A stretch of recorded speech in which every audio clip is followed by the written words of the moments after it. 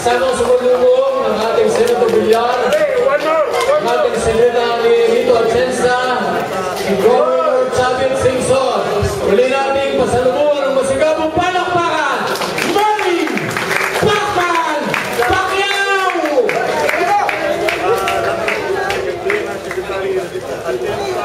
Si Manny Villar, Presidente at si Chavit Singson.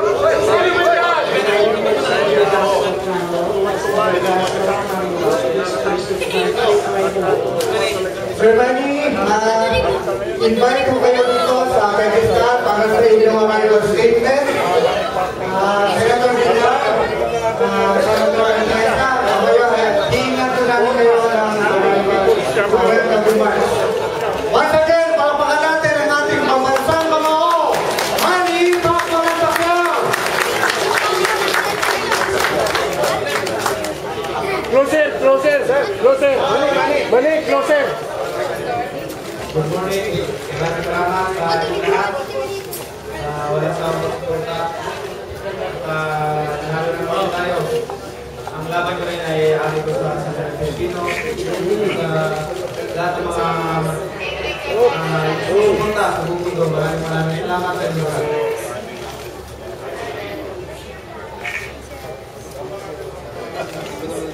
Bago po ang Q&A, totoo po, Mr. Manny, kasama inyong pamilya, organizer natin ang content, mga chikiting. Senator, dito kayo, Senator. Sir. Pagkatapos, hindi, kasama natin mamaya ang aming mga opo. Senator, yan. Senator. Senator. Pagkatapos ng photo op sa pamilya, hingin po natin ang presensya ng aming State Senator Manny Villar, Secretary Atienza, at Governor Singson. Okay, kasama natin sa pamilya ni Manny Pacman Pacquiao. Kaway, Manny. Dito ba? Kaway, Manny. Talagang mahirap na laban yung nakaraan dahil si Clotilde Grad, puro defense lang at matibay din. Hindi naman siya hindi pagpalitan masyado ng suntok sa akin at kaya nakatapos na round. Next question please. Tutuloy pa rin ba na talagang mahapon ninyo na ang susunod na kalaban nyo ay si Mayweather? Hindi naman siguro ako maghamon dahil sila naman ang may kailangan. Ako...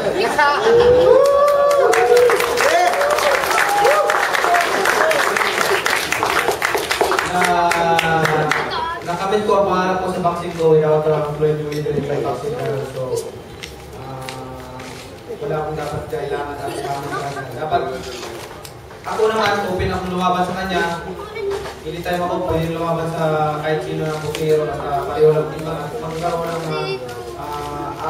yung approval sa bawat promoter. So, anytime pwede naman ako lumaban at gusto nyo lumaban.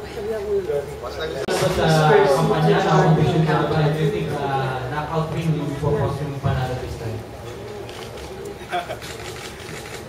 Handa naman at bago pa ako lumaban kay Clotilde, handa na yung nakaredy na yung pag-start namin ng pangampanya at sa 26 pa naman yung start ng campaign. So may ilang araw pa ako na kasama yung mga anak ko at makapilin sila na pamilya ko.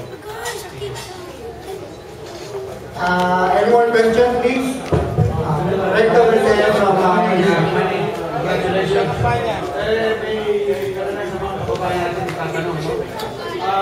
Jinky, closer, please.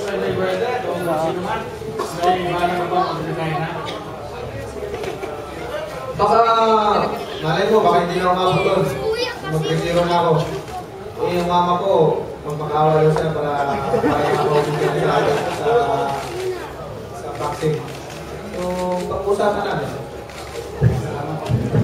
Ang ang sinasabi kasi na ng marami ngayon na itong laban mo kay Clovy, na alam mo namang ito ay madaling laban, pero ang dahilan talaga nito ay para pumansulog pa ang pangalan mo sa larangan ng politika. Hindi naman madali at nahirapan din ako. Kung makita nyo, nagkaroon din ako ng tama sa kanang kamay ang mata ko. At napakahirap na kalaban. Kung tutusin, mas madali pa siguro yung photo fight ko compared to floating fight. Yan ang totoo. At ang boxing, walang koneksyon sa politika. Iba ang boxing, iba ang politika. Yan ang tandaan natin. Dahil ang boxing, ibigay ng karangalan sa ating lahat, mga Pilipino, karangalan natin bansa. Ang politika is, ano yan, kakaiba para sa servisyo sa kapwa-tao. We have room for one or two more questions from the floor. Otherwise, at least from this event. I'm Sam from NBA Sports. Manny, question lang. You mentioned kanina that you're thinking of retiring na because of your college Indonesia. You mentioned na baka hindi na umabot kay my mother. May possibility ba na sakaling nanalo ka sa election hanggang doon na lang hindi na bumalik sa boxing? Kahit naman wala yung eleksyon, wala yung politika, depende na sa maging desisyon namin mga pamilya.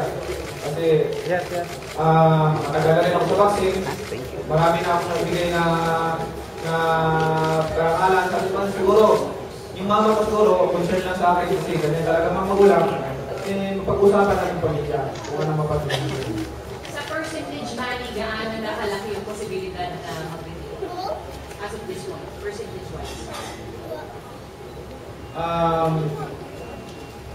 Siyempre, nakiusap, after ng photo fight, nakiusap lang ako ng mama ko na isang laban na lang, isang laban pa, direct bigyan na ako sa ngayon.